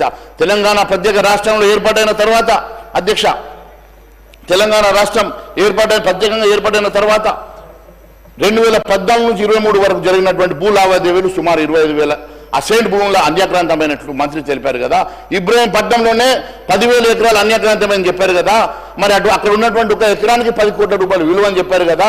ఈ అన్ని భూముల సంగతి మరి ఎప్పుడు లోపల ఇవన్నీ కూడా మరి నిగ్గు తేలుస్తారో తెలియాల్సిన అవసరం ఉంది అధ్యక్ష. ఎందుకంటే సిట్ ప్రత్యేక దర్యాప్తు బృందం ఏర్పాటు చేయాలని ప్రభుత్వం భావిస్తున్నట్లు మీడియాలో లీకులు వచ్చాయి. మరి ఏమైంది, తెలియక ఏం జరిగింది? ప్రభుత్వం సిట్ వేయలేదు, భూములు అన్యాక్రాంత విచారణ మొదలు ఇప్పుడు అవుతుందని చెప్పి అడుగుతా ఉన్నాం అధ్యక్ష. విద్యాశాఖకు సరిపోయే నిధులేవి, పాఠశాలల్లో ఫీజుల నియంత్రణకు మరి నిర్దిష్ట విధానం ఏమున్నదని చెప్పి అడుగుతా ఉన్నాం అధ్యక్ష. నేను వాళ్ళ గురించి అడుగుతా ఉన్నాను. బడ్జెట్ ప్రసంగంలో పేర 45 నుంచి 56 వరకు విద్యారంగం గురించి ప్రస్తావించారు కదా అధ్యక్ష. మరి నిధులు మాత్రం కేటాయించకపోవడం బాధాకరం అధ్యక్ష. ఎందుకంటే మీ మేనిఫెస్టోలో పెట్టారు 15% నిధుల్ని విద్యాశాఖకు కేటాయిస్తామని చెప్పారు. మరి ఇప్పటి వరకు సొంత భవనాలు లేనటువంటి గురుకులు కానీ, సొంత భవనాలు లేనటువంటి అనేకమైనటువంటి మరి రెసిడెన్షియల్ స్కూల్స్ కానీ మరి అవన్నింటినీ కూడా మేము కట్టిస్తామని చెప్పారు. మరి దేనికోసం అని చెప్పి 15% మీరు నిధులు కేటాయించలేదు. మరి 15% నిధులు కేటాయించాలంటే ఈ రాష్ట్రానికి 45,000 కోట్ల రూపాయలు మరి నిధులు కేటాయించాలా. కేవలం 23,000 కోట్ల రూపాయలు నిధులు కేటాయించి చేయి దులుపుకునే ప్రయత్నం చేస్తా ఉన్నారంటే మీరు కనీసం సగం కూడా నిధులు మరి విద్యాశాఖ కేటాయించకుండా ఏ రకంగా నాణ్యమైనటువంటి విద్య మీరు అట్టడుగు బడుగు బలైన వర్గాలకు మరి అక్కడ చదువుతున్నటువంటి విద్యార్థులకు ఇస్తారో తెలియజేయాల్సిన అవసరం ఉన్నది అధ్యక్ష. కేవలం మీరు బడ్జెట్లో మీరు మాటల్లో గొప్పలు చెప్పుకునే ప్రయత్నం చేస్తా ఉన్నారు, కానీ ఎక్కడ కూడా బడ్జెట్లో కేటాయింపులు ఎక్కడ కూడా అది కనబడతలేదని చెప్పి నేను తెలియజేస్తా ఉన్నాను అధ్యక్ష. ఫీ రెగ్యులేషన్ కమిటీ ఏర్పాటు చేస్తామని, విద్యా కమిషన్ ఏర్పాటు చేసి ఫీజులు నియంత్రిస్తామని చెప్పి మరి నిర్దిష్ట విధానాన్ని ఇప్పటివరకు ఖరారు చేయకపోవడం చాలా శోచనీయం అధ్యక్ష. కాంట్రాక్టర్ బిల్లులకు చెల్లించడానికి నిధులు ఉంటాయి అధ్యక్ష, ఫీ రియంబర్స్మెంట్కి మాత్రం మీకు నిధులు ఉండవంటే చాలా బాధాకరం అధ్యక్ష. కాంగ్రెస్ మేనిఫెస్టోలో మరింత మెరుగ్గా ఫీ రియంబర్స్మెంట్ స్కీమ్ను అమలు చేస్తామని మరి ఏమైంది? ఫీజు రియంబర్స్ చెల్లకుండా గత నెల 20 జరగాల్సిన సెమిస్టర్ పరీక్షలు నిర్వహించేది లేదని చెప్పి డిగ్రీ కాలేజ్ యజమానులు చెప్తున్నారంటే వారికి ఫీ రియంబర్స్మెంట్ లేకుంటే మేము ఎగ్జామ్స్ కూడా నిర్వహించమని చెప్పి మరి ప్రైవేట్ యాజమాన్యాలు చెప్తూ ఉన్నాయంటే ఏ రకంగా ఈరోజు మరి ఫీ రియంబర్స్మెంట్ పరిస్థితి ఉన్నదో ఒకసారి ఆలోచన చేయాలి అధ్యక్ష. ఈరోజు గురుకులు ప్రభుత్వ పాఠశాలలో ఫుడ్ పాయిజనింగ్ అంశంలో కూడా పలువురు విద్యార్థులు మరణించినట్టుగా మనము పేపర్లో చూస్తా ఉన్నాం అధ్యక్ష. ఆ మరణాలన్నీ కూడా ప్రభుత్వ హత్యలుగా మేము భావించాల్సి వస్తుంది అధ్యక్ష. ఎందుకంటే ఈ ప్రభుత్వం బాధ్యత అధ్యక్ష. తాండూరు గురుకుల పాఠశాలలో ఫుడ్ పాయిజనింగ్, విద్యార్థులకు అస్వస్థత, నారాయణపేట జిల్లా మునుగూరు ఉన్నత పాఠశాలలో ఫుడ్ పాయిజనింగ్, హైకోర్టు తీవ్రంగా ఆగ్రహించినటువంటి సంగతి. వారంలో 3 సార్లు ఫుడ్ పాయిజనింగ్ జరిగితే అధికారులు ఏం చేస్తున్నారని నిలదీసిన హైకోర్టు. కొమరం భీం ఆసిఫాబాద్ జిల్లా వాంకిటి గురుకుల పాఠశాలలో ఫుడ్ పాయిజనింగ్, 60 మంది విద్యార్థులకు అస్వస్థత, చికిత్స పొందుతూ శైలజ అనే విద్యార్థి మృతి. ఇలా గురుకుల పాఠశాలలో జరిగిన గత ఏడాది కాలంలో జరిగినటువంటి ఫుడ్ పాయిజన్ చూస్తూ ఉంటే మరి 4 విద్యార్థులు కూడా చనిపోయినట్టుగా కథనాలు మరి పేపర్లో చూసాం అధ్యక్ష. 1000 మందికి పైగా అస్వస్థత చెందినట్టు కూడా మరి చూసాం అధ్యక్ష. ఇవన్నిటిని కూడా మరి ప్రభుత్వం ఎందుకు మరి వెల్లడించడం లేదు, దాని మీద ఎందుకు మరి విచారణ చేయడం లేదో తెలియజేస్తా ఉన్నాం అధ్యక్ష.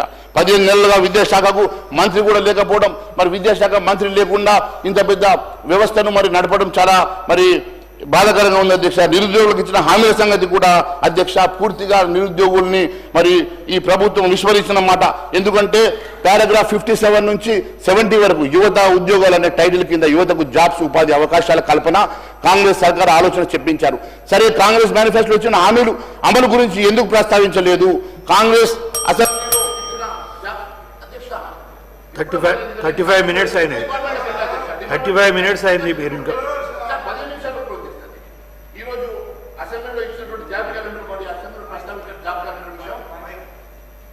15 minutes సార్. మరి బడ్జెట్ ప్రసంగంలో అసెంబ్లీలో ఇచ్చినటువంటి కాంగ్రెస్ అధికారంలో వచ్చి మొదటి ఏడాదిలోనే 2 లక్షల ఉద్యోగాలు ఇస్తామన్న సంగతి కానీ, మరి పోస్టు భర్తీ చేస్తామన్నటువంటి అంశాలు కానీ లాఠీచార్జ్ చేసినటువంటి సర్కార్ అధ్యక్ష. ఇది 4,000 భృతి ఏమైందని చెప్పి అడుగుతా ఉన్నాం అధ్యక్ష. మరి 4,000 నిరుద్యోగులకు 4,000 రూపాయలు భృతి ఇస్తామని చెప్పి మోసం చేసిన సంగతి కూడా మేము అడుగుతా ఉన్నాం అధ్యక్ష. అంతేకాదు అధ్యక్ష, యూత్ డిక్లరేషన్ కింద 7 జోన్లు ఎంప్లాయ్మెంట్ ఎక్స్చేంజ్ ఏర్పాటు చేస్తామని, ప్రతి జిల్లాలో స్కిల్ డెవలప్మెంట్ ఏర్పాటు చేస్తామని, నిరుద్యోగులకు ఉపాధి అవకాశాలు కల్పిస్తామని, మరి ఈ హామీలన్నీ ఏమని అని చెప్పేసి నేను గౌరవ ముఖ్యమంత్రి గారిని అడుగుతా ఉన్నాను అధ్యక్ష. నిరుద్యోగ యువతకి స్వయం ఉపాధి కింద 10 లక్షలు వడ్డీ లేని రుణాలు ఇస్తామని యూత్ డిక్లరేషన్ హామీ ఇచ్చారు కదా. ఇప్పుడు మరి అది కేవలం 4 లక్షల ఆర్థిక సాయం అందిన రాజీవ్ యువశక్తి వికాసం అని పేరు చెప్తా ఉన్నారు. అది ఎంతమందికి మీరు ఇవ్వగలుగుతారు? 35 లక్షల మంది నిరుద్యోగ యువత ఉంటే మరి 10 లక్షలతో ఇస్తామని చెప్పినటువంటి ఈ ప్రభుత్వం ఎందుకు విస్మరించిందో చెప్పాలని మేము అడుగుతా ఉన్నాం అధ్యక్ష. అమరుల కుటుంబాలకు నెలకు 25,000 గౌరవం పెన్షన్ ఇస్తామన్నారు. వారి కుటుంబాల్లో ఒకరికి ఉద్యోగం ఇస్తామన్నారు. ఈ హామీలన్నీ ఏమన్నాయో ఒకసారి ప్రభుత్వం నేను గుర్తు చేయదలుచుకున్నాను అధ్యక్ష. బడ్జెట్లో పెన్షన్ స్కీమ్ చేయూత కింద మరి కేటాయించింది 14,861 కోట్ల నిధులు మాత్రమే అధ్యక్ష. వృద్ధాప్య పెన్షన్ 2,000 నుంచి 4,000 పెంచుతామని ప్రకటించి, అలాగే 4,000 ఉన్నటువంటి దివ్యాంగులకు 6,000 రూపాయలు పెంచుతామని చెప్పిన కాంగ్రెస్ అభయాస్త మేనిఫెస్టోలో మరి 29 హామీగా ఉంది కదా అధ్యక్ష. 100 రోజుల్లో పూర్తి చేస్తామని చెప్పి మరి కేవలం 14,861 కోట్లు కేటాయిస్తే ఈ నిధులు ఏ రకంగా సరిపోతాయి? కొత్త పెన్షన్ ఏ రకంగా ఇస్తారు? ఉన్నవారికి ఏ రకంగా 4,000 మరి 2,000 4,000 4,000 6,000 పెంచుతారో మరి దీంట్లో మరి ఉప ముఖ్యమంత్రి గారు దీనికి జవాబు చెప్తే బాగుంటుందని మేము అడుగుతా ఉన్నాం అధ్యక్ష. ఏపీలో సాధ్యమైనటువంటి మరి పెన్షన్ల పెంపు తెలంగాణలో ఎందుకు సాధ్యమవుతలేదని అడుగుతా ఉన్నాం అధ్యక్ష. మరి ఏపీలో చంద్రబాబు నాయుడు గారు ఇచ్చిన మాట ప్రకారం వెంటనే 2,000 పెన్షన్ 4,000 చేసి అక్కడ ఉన్నటువంటి పెన్షన్ పెంచారు. మరి అప్పుల సంగతి మరి వారికి కూడా ఆ రాష్ట్రంలో అప్పులు ఉన్నాయి. కానీ వారు అప్పులు ఉన్న తర్వాత కూడా ఇచ్చిన హామీల మేరకు పెన్షన్ పెంచారు. కానీ ఇక్కడ మాత్రం అప్పుల పేరు చెప్పేసి పెన్షన్లను పెంచకుండా ఎందుకు ఆపుతా ఉన్నారో మరి ఒకసారి మరి సభకు తెలియాల్సిన అవసరం ఉంది అధ్యక్ష. అంతేకాదు అధ్యక్ష, మరి తెలంగాణలో అన్ని రకాల పెన్షన్లు తీసుకుంటే అధ్యక్ష లబ్ధిదారు 44 లక్షల మంది అధ్యక్ష. దాంట్లో 5 లక్షల మంది మరి వికలాంగులు ఉన్నారు అధ్యక్ష. వారు కాకుండా బీడీ కార్మికులు, మహిళలు, ఒంటరి మహిళలు, వితంతులు, వృద్ధులు, మరి HIV బోధకాలు బాధితులు, డయాలసిస్ రోగులు వీళ్ళందరినీ కలుపుకుంటే మరి వారందరికీ కొత్తగా వచ్చినటువంటి 5 లక్షల కొత్త మరి అప్లికేషన్లను కూడా తీసుకుంటే మీరు ఇచ్చినటువంటి మరి బడ్జెట్ అలొకేషన్ ఏ రకంగా సరిపోతుందో మరి సభకు వివరణ ఇవ్వాల్సినటువంటి అవసరం ఉంది అధ్యక్ష. అంతేకాదు అధ్యక్ష, మరి కాంగ్రెస్ సర్కారు స్థానిక ఎన్నికలు నిర్వహించడం లేదు అధ్యక్ష. మరి ఈరోజు మరి అక్కడ రిప్రజెంటేషన్ లేకుంటే మరి ఏడాది కాలంలో స్పెషల్ ఆఫీసర్ల పాలనలో ప్రజాస్వామ్య స్ఫూర్తికి విరుద్ధం కాదని చెప్పి అడుగుతా ఉన్నాం అధ్యక్ష. ఎప్పుడు లోపల మీరు ఎన్నికలు చేస్తారు? మరి పంచాయతీ ఎన్నికలు నిర్వహించకుండా తాత్పర్యం చేస్తూ కాంగ్రెస్ పార్టీ తమది ప్రజాపాలన చెప్పుకుంటే ఏ రకంగా ప్రజాపాలన అవుతుందో మరి తెలియాల్సిన అవసరం ఉంది అధ్యక్ష. ఈరోజు మరి గ్రామీణ ప్రాంతంలో అధ్యక్ష మీరు కూడా గ్రామీణ ప్రాంతాన్ని రిప్రజెంట్ చేసేటువంటి మరి మీరు కూడా ఎమ్మెల్యేగా మీకు తెలుసు అధ్యక్ష గ్రామీణ ప్రాంతంలో ఏ రకమైన ఇబ్బందులు ఉన్నాయో. అక్కడ ఉన్నటువంటి గ్రామ పంచాయతీ మరి వర్కర్స్ కూడా శాలరీస్ ఇవ్వలేని పరిస్థితుల్లో అక్కడ ఉన్నటువంటి అనేకమైనటువంటి అంశాలు మీకు తెలుసు కాబట్టి నాకు తక్కువ సమయం ఉంది కాబట్టి దాని లోతులకు వెళ్లకుండా మరి ఎందుకంటే పల్లెలు దేశానికి పట్టుకోమల్లో ఉన్నటువంటి మార్పు నాశనానికి కాంగ్రెస్ సర్కారు గొండు కొడుతున్న మాట వాస్తవం కాదని అడుగుతా ఉన్నాను అధ్యక్ష. నిధులు లేక గ్రామాలు నీరసిస్తున్నాయి. బీఆర్ఎస్ పాలనలో నిధులు కొరత అలవటించినటువంటి నీరసిల్లినటువంటి పల్లెలు ఇప్పుడు కాంగ్రెస్ 15 నెలల పాలనలో నిధులు లేక తమ పరిస్థితి పెనం నుంచి పోయిలబడ్డట్టుగా ఉండదని చెప్పి భావిస్తా ఉన్నారు. గ్రామ పంచాయతీలు 15 నెలలుగా ఆర్థిక సంఘం SFC నుంచి రావాల్సిన నిధులు కూడా విడుదల కావడం లేదు. దాదాపు 2,000 కోట్ల రూపాయల వరకు నిధులు రావాలని చెప్పి మరి అక్కడ మరి చిన్న చిన్న పనులు చేద్దామంటే కూడా అక్కడ అవకాశం లేనటువంటి పరిస్థితి ఉందని చెప్పి తెలియజేస్తా ఉన్నాను అధ్యక్ష. మాజీ సర్పంచులకు బిల్లులు ఏడాది దాటినా ఇంకా పెండింగ్ 20% ఇప్పటి వరకు జరిగినా కూడా మరి పెండింగ్ లో ఉన్నటువంటి బిల్లులు ఇవ్వకపోవడంతో వారందరూ కూడా మొన్న మరి అసెంబ్లీని ముట్టడించేటువంటి పరిస్థితి అధ్యక్ష. వారు అల్టిమేటం ఇచ్చారు. మొన్న మరి స్వయంగా సెక్రటరీకి వెళ్ళి బట్టి విక్రమార్క గారిని కలవకపోతే వారు కలవకుంటే వారు అక్కడ నినాదాలు ఇచ్చినటువంటి సంగతిని గుర్తు చేస్తా ఉన్నారు అధ్యక్ష. అంతేకాదు అధ్యక్ష అనేకమైనటువంటి పెండింగ్ బిల్లుల విడుదల కావడం విషయంలో మరి చొరవ తీసుకోవాలి. ఇంకా నలుగురు గౌరవ సభ్యులు ఉన్నారు. ప్లీజ్, ఆల్రెడీ మీరు 40 మినిట్స్ మాట్లాడారు. మీరు 40 మినిట్స్ మాట్లాడారు. 5 మినిట్స్ ప్లీజ్. ఇంకా 4 సభ్యులు ఉన్నారు సార్. ముందు సార్ టైం ఉంది కదా సార్. ఇంకా కావాలంటే సాయంత్రం నడపమనండి సార్. ఎల్ఏ మినిస్టర్ గారు ఇక్కడే ఉన్నారు. సాయంత్రం కూడా మేము కూర్చోడానికి సిద్ధంగా ఉన్నాం సార్. 10 గంటలు కాదు, రాత్రి 10 గంటల దాకా కూర్చుంటాం.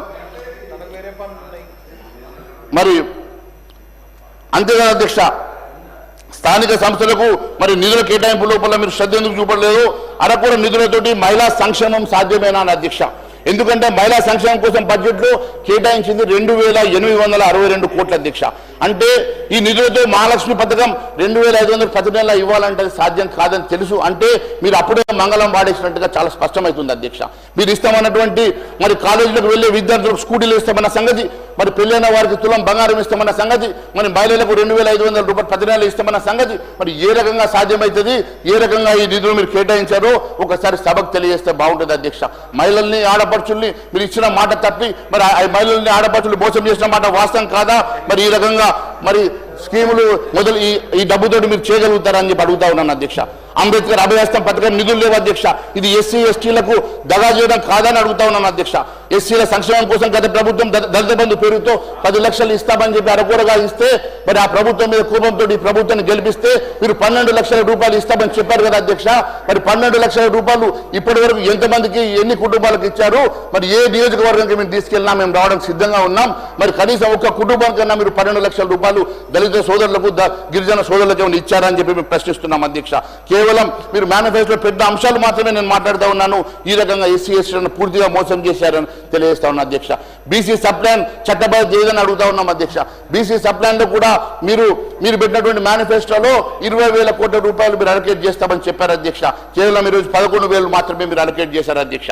దాంట్లో మళ్ళా మరి 10% మరి మైనార్టీ సోదరులు కూడా ఉన్నారని చెప్పి మీరు తెలియజేస్తా ఉన్నారు అధ్యక్ష. ఒకటి అడుగుతా ఉన్నాను అధ్యక్ష, మైనార్టీలకు మీరు 3,000 కోట్లు ఇచ్చుండొచ్చు, కానీ నేను అదే మాదిరిగా మీరు 3,500 కోట్లు వారికి ఇచ్చుంటే మరి 46% ఉన్నటువంటి మరి 56% అని చెప్తా ఉన్నారు. మైనార్టీని కలిపితే 46% ఉన్నటువంటి హిందూ బీసీ సోదరులకు కేవలం 11,000 కోట్లు ఇవ్వడం ఇది మోసం కాదని అధ్యక్ష. కనీసం ఆ రేషియోలు ఇవ్వాల్సి వచ్చినా 16 నుంచి 18,000 కోట్లు ఇవ్వాలి కదా అధ్యక్ష. మీరు ఆ రేషియోలో కూడా మరి హిందూ బీసీ సోదరులకు మోసం చేయడం కాదా? మీరు చెప్పినట్టు 20,000 కోట్ల రూపాయలు ఇస్తామని చెప్పి హిందూ బీసీ సోదరులను మోసం చేయడం కాదని అడుగుతా ఉన్నాను అధ్యక్ష. లక్షల ఎకరాల్లో పంటలు ఎండుతున్న సంగతి ఇరిగేషన్ శాఖ మంత్రి గారి గురించి అధ్యక్ష. నేను ఒకటి అడుగుతా ఉన్నాను అధ్యక్ష, కాంగ్రెస్ మేనిఫెస్టో అమలు మేరకు పెండింగ్ లో ఉన్నటువంటి అనేకమైనటువంటి మరి ప్రాజెక్టులు పూర్తి చేస్తాం, తక్కువ డబ్బుతోటి ఎక్కువ ఆయకట్టేటువంటి పెండింగ్ లో ఉన్నటువంటి టేలెంట్ లో ఉన్నటువంటి ప్రాజెక్టులు పూర్తి చేస్తామని స్వయంగా మంత్రి గారు అనేక సార్లు చెప్పారు అధ్యక్ష. కానీ ఈరోజు కొత్త ప్రాజెక్టుల మీద మరి దండిగా 1,000 కోట్ల రూపాయలు మీరు అలకేట్ చేసే అంశం లోపల మీరు చూస్తున్నటువంటి శ్రద్ధ, బడా కాంట్రాక్టర్ల కోసం మీరు పెట్టినటువంటి శ్రద్ధ ఈరోజు చిన్న కాంట్రాక్టర్లకు టేలెంట్ లో ఉన్నటువంటి చిన్న మరి టేలెంట్ వర్క్స్ ని కంప్లీట్ చేయడంలో ఎందుకు శ్రద్ధ చూపిస్తలేరని అడుగుతా ఉన్నాను అధ్యక్ష. ఎందుకంటే మీరు ఒకసారి చూసినట్లయితే మీరు ఇచ్చినటువంటి ప్రాజెక్టు నిధులు ఇప్పటి వరకు మీరు మొన్న మెయింటెనెన్స్ విషయంలో కూడా అధ్యక్ష, నారాయణపేట కొడంగల్ విషయంలో కూడా మీరు 1,000 కోట్ల రూపాయలు ఇచ్చినట్టుగా ఉత్తర తెలంగాణలో అనేకమైనటువంటి ప్యాకేజీలు ఉన్నాయి అధ్యక్ష. అక్కడ కేవలం 100 కోట్ల రూపాయలతోటి మరి 1,000 ఎకరాల ఆయకట్టు వచ్చేటువంటి మరి అనేకమైనటువంటి ప్రాజెక్టులను విస్మరించడం వాస్తవం కాదని చెప్పి అడుగుతా ఉన్నాను అధ్యక్ష. సాగునీటి ఎద్దడి అధ్యక్ష కాలం తెచ్చింది కాదు అధ్యక్ష, ఇది ప్రభుత్వం తెచ్చిన ఎద్దడిగా కనబడతా ఉంది అధ్యక్ష. ఎందుకంటే చెరువుల కింద ఉన్న పంట పొలాలు సాగునీరు లేక ఎండిపోతున్నాయి అధ్యక్ష. రైతులంతా రబీలో మరి వరి సాగు చేసి తర్వాత రైతు కమిషన్ చైర్మన్ కోదండ రెడ్డి గారు చెప్తారు వరేసుకోవద్దని చెప్పారు అధ్యక్ష. అంటే ఇది రైతుల్ని మరి పూర్తిగా విస్మరించడం కాదని అధ్యక్ష. అంతేకాదు అధ్యక్ష, నేను ఒకటి అడుగుతాను, దేవాదుల మోటార్లు 40 రోజులు పైగా నడవకపోవడంతో అక్కడ ఉన్నటువంటి 1,000 ఎకరాల భూములు ఎండిపోతే 41 రోజుల తర్వాత అక్కడ మంత్రులు వెళ్ళి అక్కడ ఉన్నటువంటి దేవాదుల మోటార్లు రిపేర్ చేయడానికి 40 రోజుల తర్వాత వెళ్తే ఎండిపోయిన తర్వాత మేము నీరిచ్చినా కూడా అది లాభం లేదు అధ్యక్ష. అవంతా కూడా ఇక్కడ పశువుల్లో గడ్డిగా మారిపోయేటువంటి పరిస్థితి ఏర్పడిన తర్వాత ఈరోజు దేవాదులలో 41 రోజులు మోటార్లు చెడిపోయినా కూడా ఇప్పటి వరకు మీరు దాని మీద శ్రద్ధ పెట్టలేదంటే మంత్రులు ఏ రకంగా పనిచేస్తా ఉన్నారో వీరికి పేద రైతుల మీద 45 మినిట్స్ అయింది మహేష్ రెడ్డి గారు, 45 మినిట్స్ అయింది.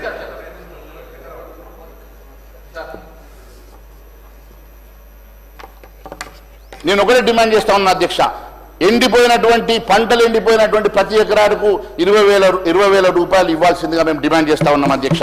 కాంగ్రెస్ సర్కారు మొత్తం కేవలం కమిషన్ల మీద పెట్టే శ్రద్ధ పేద రైతుల మీద ఎందుకు పెడతలేదని అడుగుతా ఉన్నా అధ్యక్ష. కాళేశ్వరం ప్రాజెక్టు ద్వారా హైదరాబాద్ చుట్టుపక్కల భూములు కబ్జా ద్వారా బీఆర్ఎస్ లక్షల కోట్ల అవినీతి పాల్పడిందని ప్రతిపక్షంలో ఉన్నప్పుడు ఆరోపించినటువంటి రేవంత్ రెడ్డి గారు దీని మీద సమాధానం చెప్పాలని మరొకసారి మేము అడుగుతా ఉన్నాం అధ్యక్ష.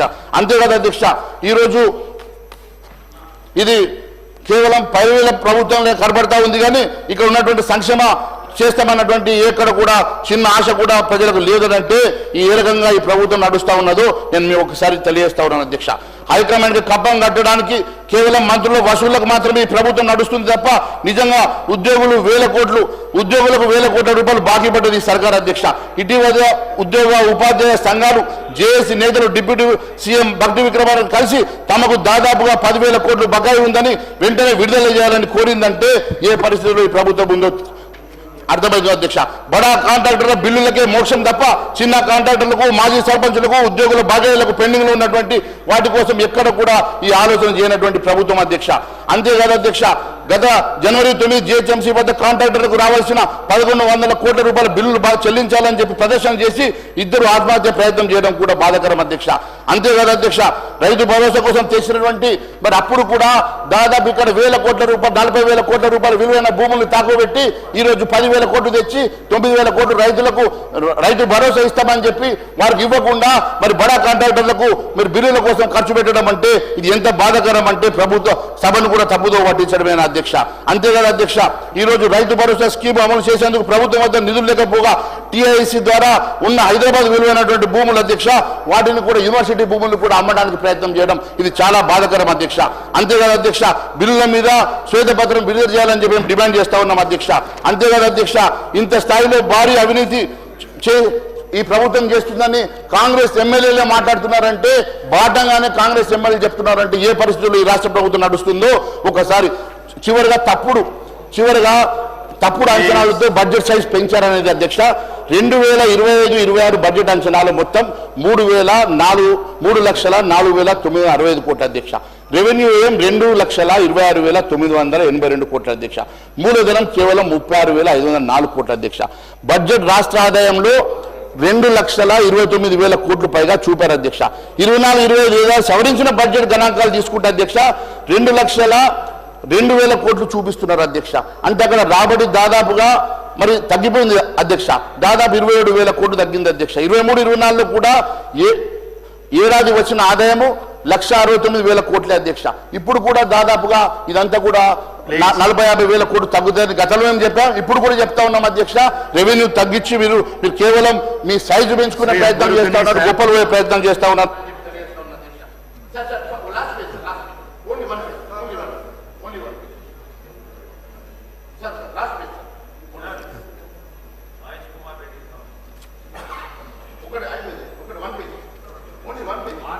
Please only one sir.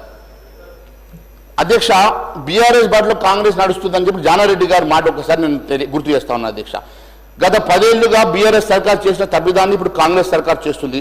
Congress ప్రతిపక్షం ఉండగా అప్పటి అధికారంలో బీఆర్ఎస్ ఇలాగే భారీ బడ్జెట్ అసెంబ్లీ పెట్టినప్పుడు అప్పటి ప్రతిపక్ష నేత జానారెడ్డి గారు రాష్ట్రానికి వచ్చే సొంత ఆదాయము, కేంద్రం నుంచి వచ్చే నిధులు, అప్పులు చేయడానికి ఉన్న వెసులుబాటు అన్నింటినీ సరిగా బేరీజు వేసుకోకుండా కాంగ్రెస్ సర్కార్ అప్పుడు కేసీఆర్ సర్కార్ తప్పు చేసిందని చెప్పారు అధ్యక్ష.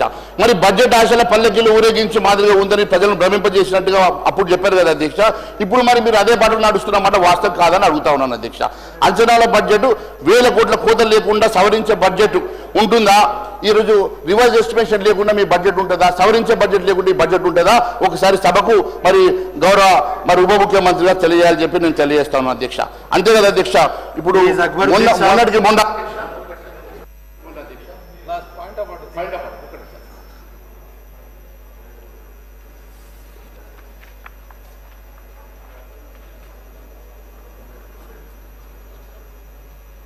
కానివ్వండి సార్ మొన్న కూడా సార్ నేను అసెంబ్లీకి వచ్చేటప్పుడు సార్ మరి పోలీసులు డిటైన్ చేసిన సంగతి నేను గుర్తు చేస్తున్నాను అధ్యక్ష. ఇది పేజ్ నెంబర్ 274లో అధ్యక్ష. ఇప్పుడు when a member is arrested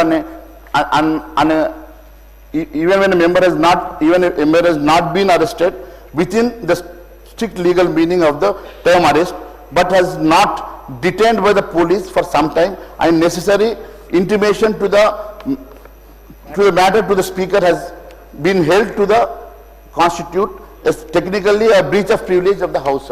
Sir, it is unfortunate that the police have detained me while coming to assembly and without informing to the speaker they have detained me and put me in detention for more than 2 hours, which we brought to the notice of the speaker.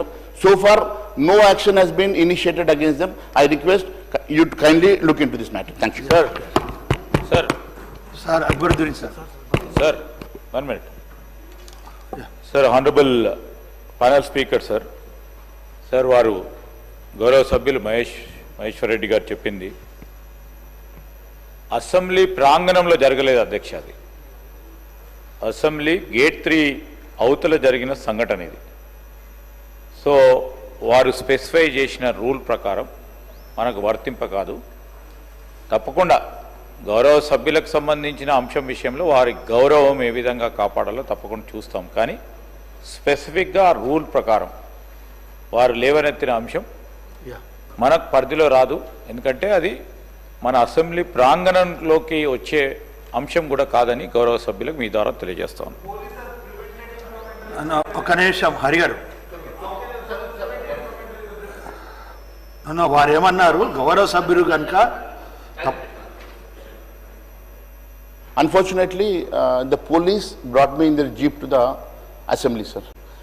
It was so unfortunate. I was being brought into the premises of the assembly in a police jeep, which is unconstitutional against our procedures.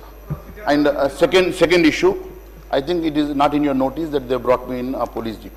And second issue, if they have detained me, let them give me a notice. And let the issue, the notice be informed to the our honorable speaker. So that is one issue. And second issue, sir, especially in regard to a major issue in my constituency, sir, because దీంట్లోనే మాట్లాడదాం అనుకున్నాను, sir. See, there we accept, sir. మేము స్వాగతిస్తున్నాం. గత ప్రభుత్వంలో ఒక palm oil factory మంజూరైంది, sir. గత ప్రభుత్వంలో palm oil factory మంజూరైనప్పుడు గత ప్రభుత్వంలో ఉన్నటువంటి ఒక మంత్రి గారు ఒక 40 ఎకరాల ప్రభుత్వ భూమిని ఒక లిమిటెడ్ కంపెనీకి ఇచ్చారు, సార్. ఇవ్వడంతో అక్కడ వాళ్ళు ఫ్యాక్టరీ దాదాపుగా 4 సంవత్సరాల నుంచి ఫ్యాక్టరీ కట్టక ఈరోజు కడదామని చెప్పి వస్తే, సార్, ఆ ఇచ్చినటువంటి ఆ ల్యాండ్ ఇది joint inspection committee was constituted to identify that land and to see the feasibility of the land. Unfortunately, the joint inspection committee has mentioned that hence the land is a part of Godavari river itself. The land is just in a distance of 100 meters from the downstream toe of the left earth dam of SRSP. Any construction activity in this area will lead to further increase in seepage and it may lead to piping action underneath the left earth dam. The huge quantity of 90 TMC of water will be stored in the SRSP reservoir. Any disturbance to the ground strata due to industrial construction activity in the located land may lead the catastrophic failure, causing downstream induction, thereby posing threat to a huge life and property loss. Any construction activity in this island portion will obstruct the free flow of flood water as the entire proposed land will be under submergence of design discharge of 16 lakh cubic of SRSP spillway. Sir, this has been given during the early government in 2024, October 16th. Sir, in spite of this, there is a akkada din pakkana okati natural ga form అయినటువంటి ఒక చిన్న కుంట ఏర్పడింది. దాంట్లో మొసళ్ళు దాదాపుగా 50-60 మొసళ్ళు దాంట్లో పెరిగినాయి, అధ్యక్ష. అది ఎట్లా జమ అయిపోయింది. సో అక్కడ ఒకవైపు మొసళ్ళు ఉన్నది, దీన్ని అంటుకొని అప్పుడు అప్పటి మంత్రి గారు ఏం ఆశపడ్డారో తెలియదు. ఆయన భూమి పక్కన ఇప్పించుకున్నారు. దానికి మాకు అబ్జెక్షన్ లేదు, అధ్యక్ష. మేము ఏమంటామంటే ఒక లిమిటెడ్ కంపెనీకి సంబంధించినటువంటి అక్కడ ఒక ఆయిల్ ప్రెస్సింగ్ యూనిట్ వేసుకోవాలనుకుంటే ఇప్పుడు not at the cost of project, అధ్యక్ష. ఒక 16 లక్షల ఎకరాల ఆయకట్టు ఉన్నటువంటి ప్రాజెక్టు సేఫ్టీకే ఇబ్బంది ఉన్నటువంటి ఏరియాని ఎందుకు ఎంచుకొని అక్కడ మరి ఇంతగానో అధికారుల మీద ప్రెషర్ పెట్టి మంత్రి గారు, అగ్రికల్చర్ మంత్రి గారు ప్రయత్నం చేస్తున్నారో నాకు తెలియడం లేదు, అధ్యక్ష. మంత్రి గారికి ఏమన్నా పర్సనల్ ఇంట్రెస్ట్ ఉంటే ఇంకొక ల్యాండ్ అలొకేషన్ చేయించుకోండి, అధ్యక్ష. వెంటనే ఇంకోటి, అధ్యక్ష, అక్కడ ఉన్నట్టు మేము స్వాగతిస్తున్నాం, అధ్యక్ష. అక్కడ ఉన్నటువంటి ఫామ్ ఆయిల్ రైతులకు అన్యాయం జరగకుండా వెంటనే కొనుగోలు కేంద్రాలను ఏర్పాటు చేయాలా.